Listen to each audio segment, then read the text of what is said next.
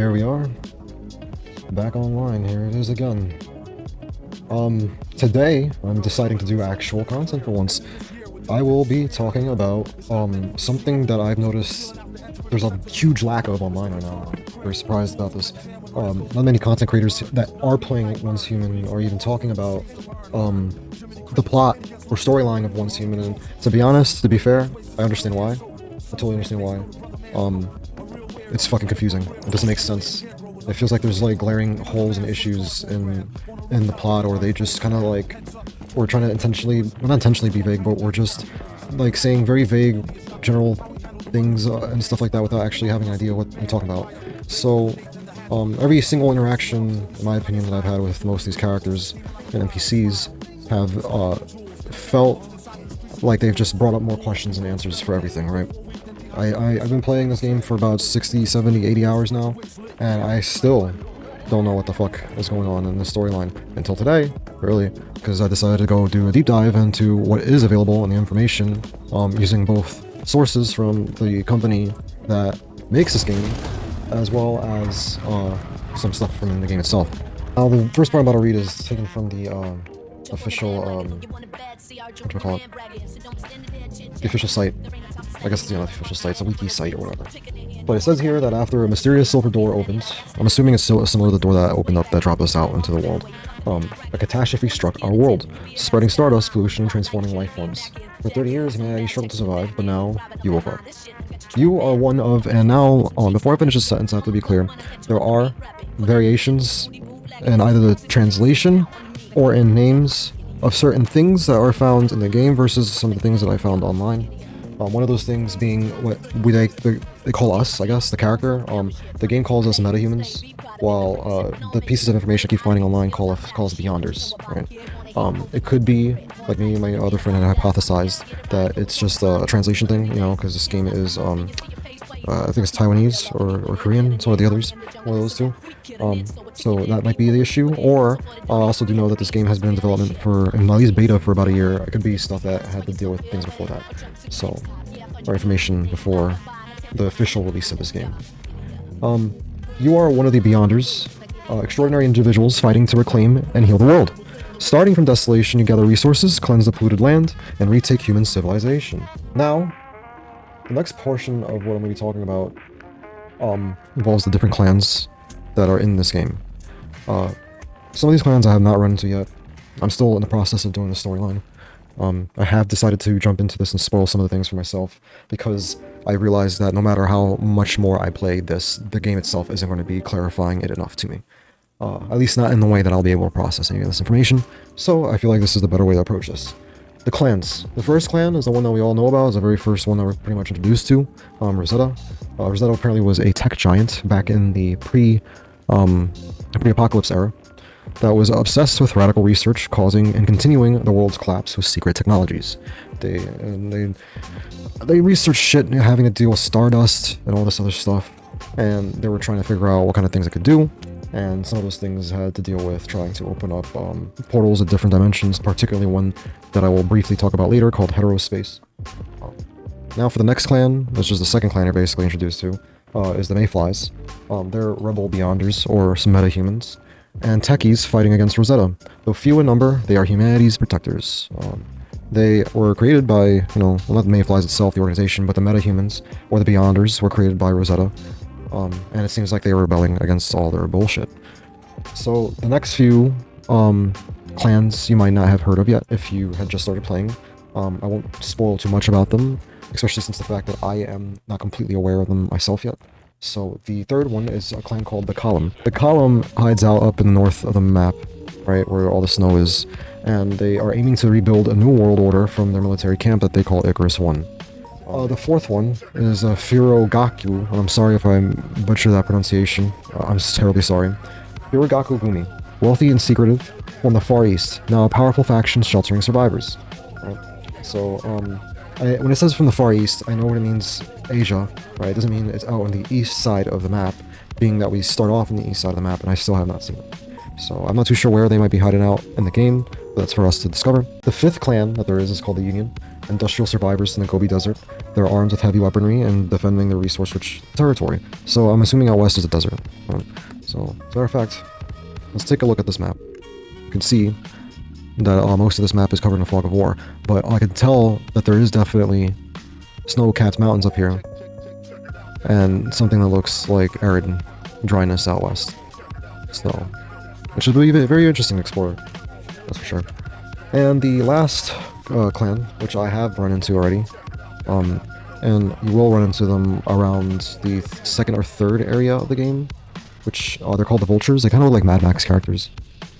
They're ruthless raiders. They plunder others for survival, and they're always in a state of madness due to pollution and drug abuse. So the Stardust, you know, it affects your sanity, as you could tell in the game, but it makes people crazy the longer you're in it.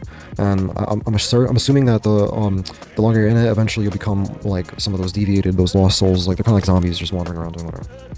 The Vultures seem to, from what I read, they worship the Great Ones that are talked about a lot in this game as well, and they seem to really look forward to bringing them back into the world to cause further destruction or achieve whatever weird ass goal that they have. So now, with all the clans being out of the way, Rosetta began as a research institute, but became a tech giant studying pre-human civilizations. Their Silver Key project opened up a portal to hetero space, as I mentioned before, releasing stardust and causing catastrophic mutations. Rosetta's experiments created the metahumans, who possess extraordinary powers. Despite their fall, Rosetta aims to control humanity through stardust. Escaped metahumans formed Mayfly to fight Rosetta, and helping survivors and seeking to rescue others like you. So, that's the general gist of the major plot points. It will take some time of playing in order to really gather all this information together.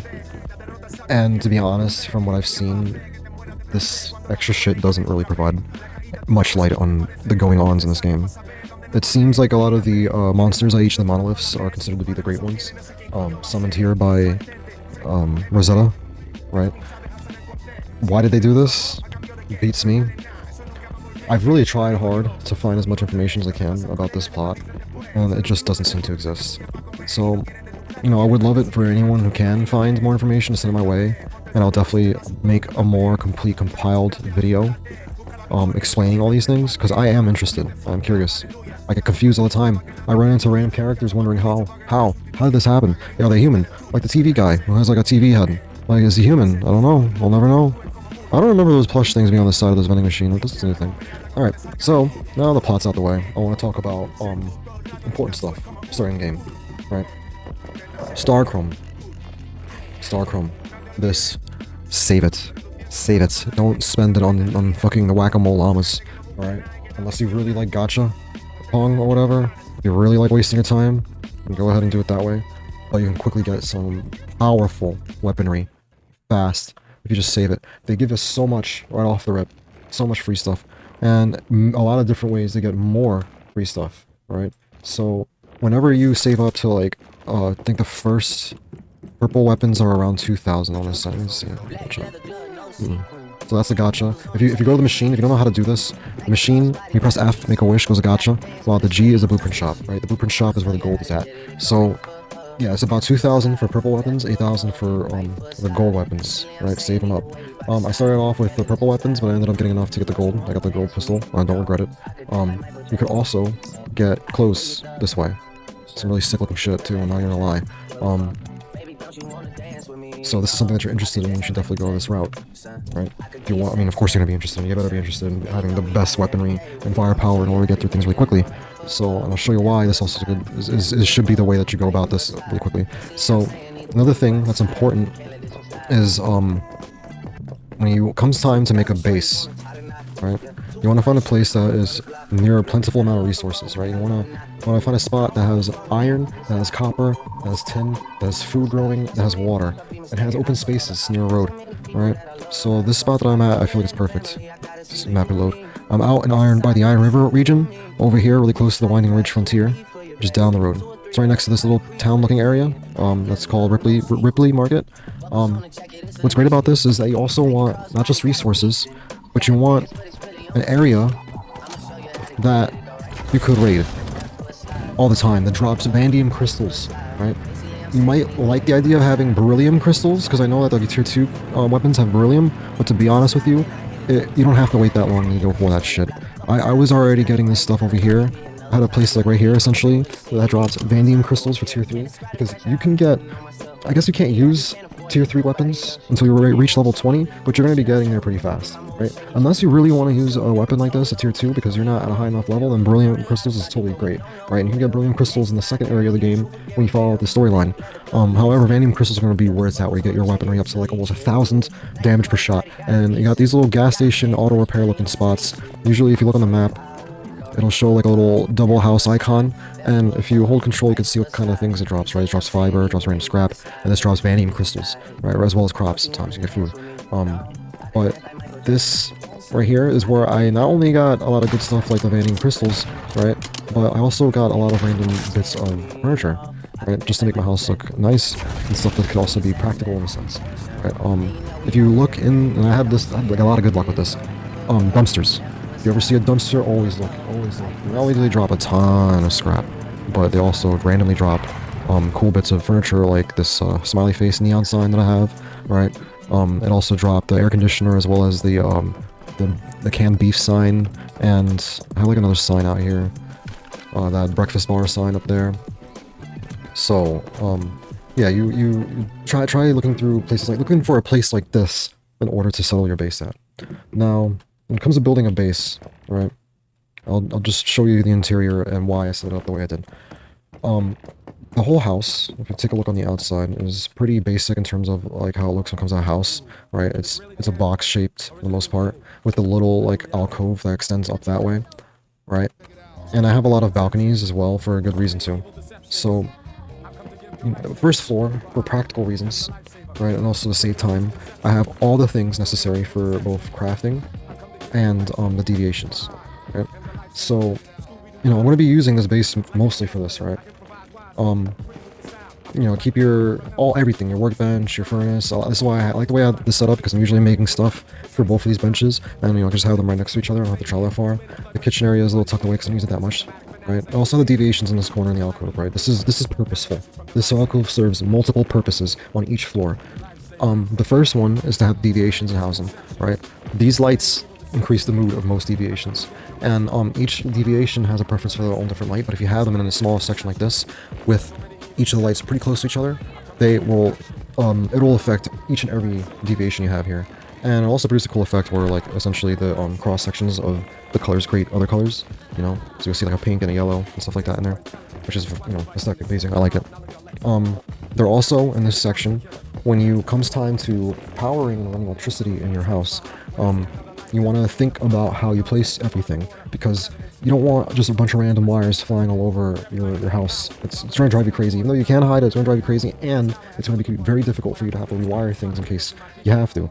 And you also want to more efficiently distribute the power to each one of your items, right? So it's a good idea to daisy chain the deviation tanks to each other. You could connect wires to other facilities you have. So you can connect a wire from this furnace to this bench, right? You don't have to connect everything directly to the generator or everything directly to the conduits on the walls, right? Which is a good thing. So I've daisy chained all these deviants together, and then I also connected it to the furnace as well.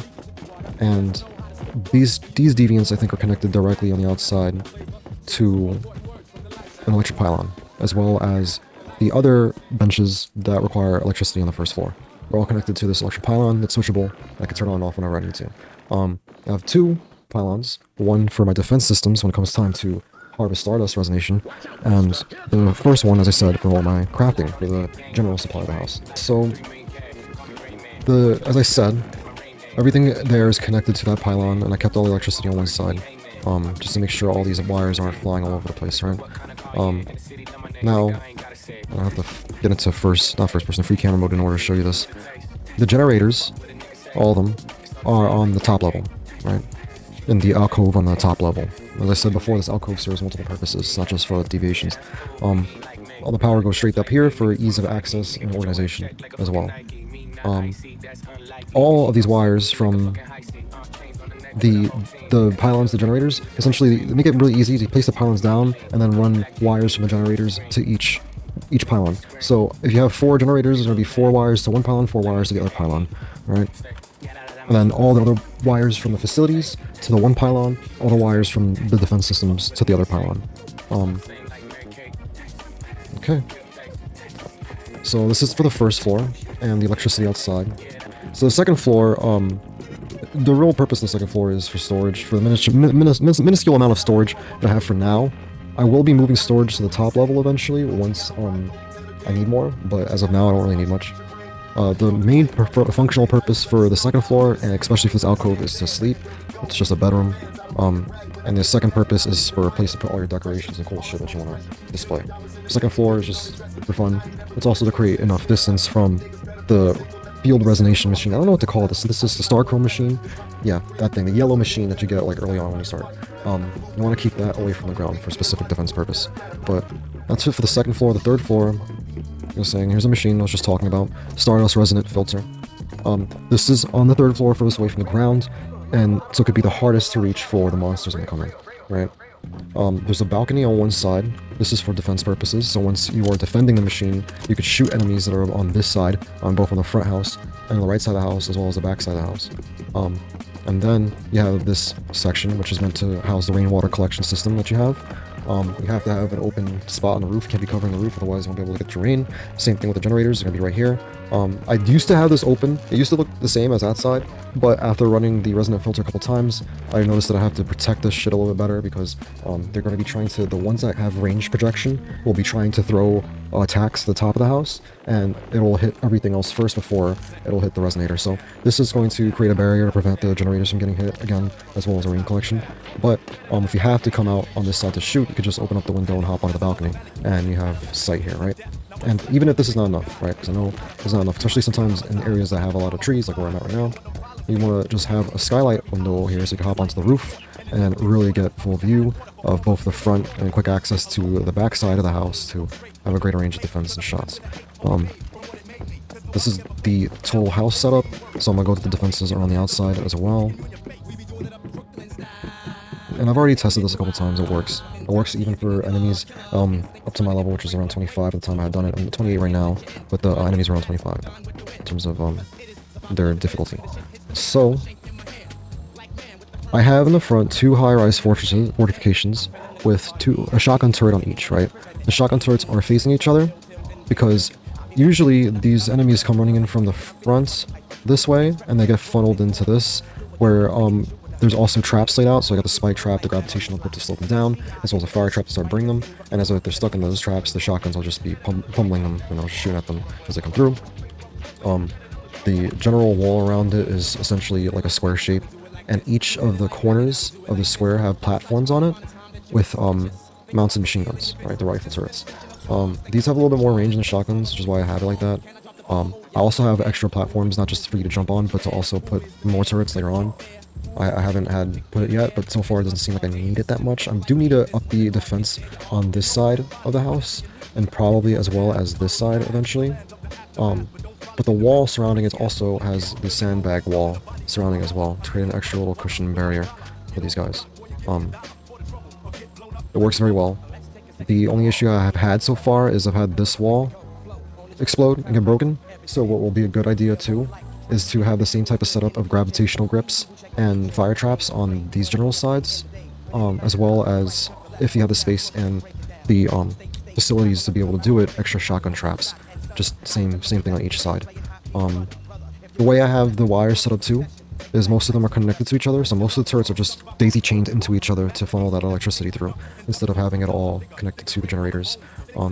And each of those daisy chains eventually lead back to the pylon. So I think I have only 2 wires actually connected to the pylon, while most of it's connected through the daisy chain. So, the garage is out here. The garage doesn't need to be protected much. It just looks better, like it's supposed to be outside anyway. Yeah, that is the general gist of the defense fortifications of my house. I have noticed a glitch right now. I'm not sure if this is intentional or because of some special way in which I had designed this stuff, but I don't even think I have enough power, technically speaking, from the generators to power everything, yet somehow everything's still powered from the setup. So, oh, and I also forgot to talk about the water filtration. So the water filtration is very important, right? It took me a while to figure this out. Water filtration is affected by gravity. So if for some reason, if you have your pump and your rainwater collection system on the same exact level, it's not gonna, you're gonna notice that it's not going through to the tank or going through to the pump. You have to have it going down in this way, which is why I have the balcony there to have the water pump. So there's a water collection up here, the second level has a water pump, the third level has a water tank, and that works that way. Another thing to note, if you try to, or you think about planning on having these automatic doors that I've been seeing, I haven't checked out for the recent update, but before that, they were not working. They do not work. The automatic doors do not work no matter what you do. The cameras, the switches, it's always going to be a problem. You can get them to open, they won't close back. That's about as far as you can get with that.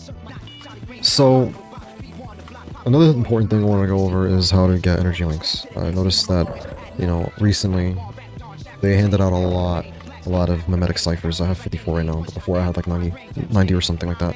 And I got super excited when that happened. I was like, oh hell yeah, I'm going to be able to unlock everything. Until I realized I need an energy link to unlock a lot of these mimetics, and some of the more advanced ones require a lot of energy links. Right? So, what you need to do to farm energy links, this is what I've done with my friend. They're not the first monolith. The first monolith doesn't drop a lot of energy links. The second monolith that you go to on your journey through the storyline, right around here, the Gaia Monoclif. Recommended level is 20, right? I'm gonna go there right now to show you what I'm talking about. Damn, I get this issue sometimes where it says no teleportation tower nearby. If you get this problem, it's a glitch. I'm surprised they haven't fixed this yet. You have to re-log in. Sometimes you have to actually exit the entire game and boot it back up again, which kind of sucks, but it is what it is. The Gaia Cliff though, the monolith there, that bad boy drops 800 Starlink per run. And I'm assuming the other monoliths at higher levels drop even more Starlink, so it would be more beneficial if you had already a higher level to be using those instead. I have not unlocked that monolith yet, so for me I'm going to be using this one. Yeah, see, look, it works now. You can teleport. So, Gaia Monoclif, there you go, teleport. The teleportation, depending on where you are, will cost more the further you go. So I was pretty far away from this one. The energy link was about 280. But since I'm going to be farming the energy link right now, I don't really, mind the price of it since I'm going to be buying more. But that is something to keep in mind. You want to take a look before you hit teleportation, how much you're actually spending on teleportation. Otherwise, you're going to be using a lot of precious Starlink that you could have been using on something better.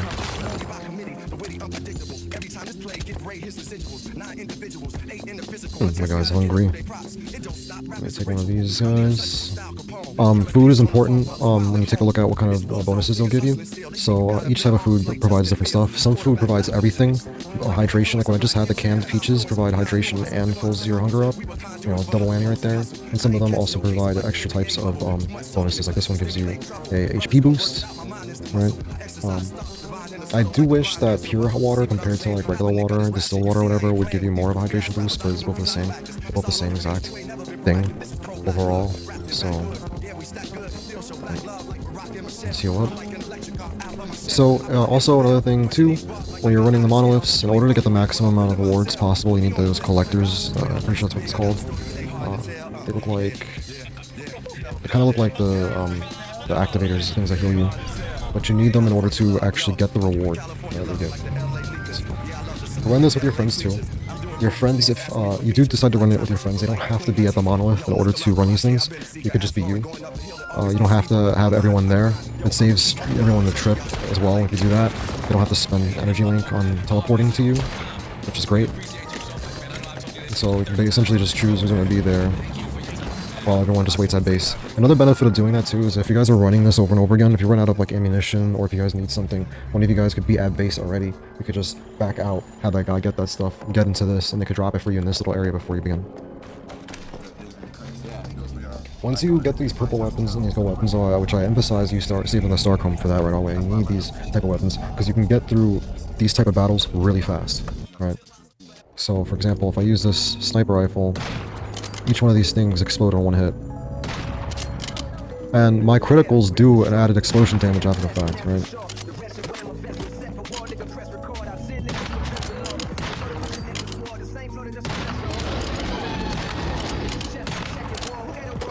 I'm just ripping through this health. Even though this fire's a little slow, the amount of damage it does per critical is insane. Hell yeah.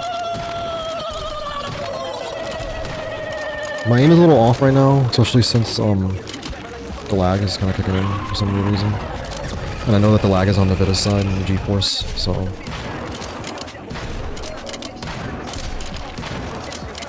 Another thing to note, right, and this is for me testing the game over and over again. This is also very important when it comes to fights like this, where they're shooting projectiles at you. The game, the bullets, for some reason, have magnetism activated, right? So, oh, it's controller, so if you hit F, you hold on F, you get the max game. And you get rewards, 800 energy link, you get the guns and all that kind of stuff. So, what I mean by they're magnetized as bullets, if you're aiming to, let's say, I'm shooting right at that door, right? And one of those white ball things that enemy shot is floating above it, if you shoot straight at the door, that bullet's gonna hit that fluffy thing instead. The bullet will literally bend at an angle and hit something else. So if you're far away, and as I was doing before, and the boss is right there, and she's shooting these projectiles at you, even if you're aiming right at them, and if for some reason you see they're not hitting anything, it's because the bullet's automatically going to whatever's nearest to it, right?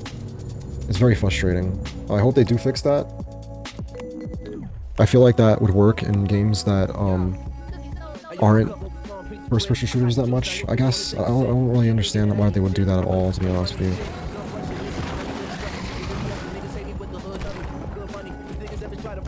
But you could just keep running these things back and forth. As long as you have controllers, you'll be able to get what you need from it. Another way to get energy link, especially early on, is through the commissions. It's probably one of the easiest ways to get it. Commissions drop like thousands of energy links at a time, and you only get 5 of them per like week, it seems. Wow, my game's really lagging.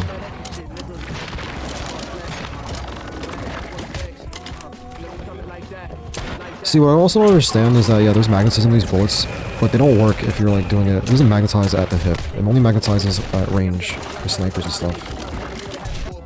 Calibrating your weapons is important. This is how you increase your damage once you find something that you really want to hammer into. Use your calibrations this way.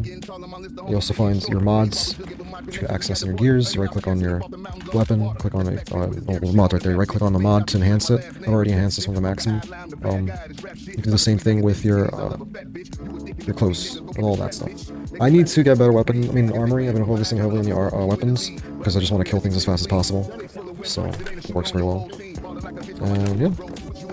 Honestly, that's it for now.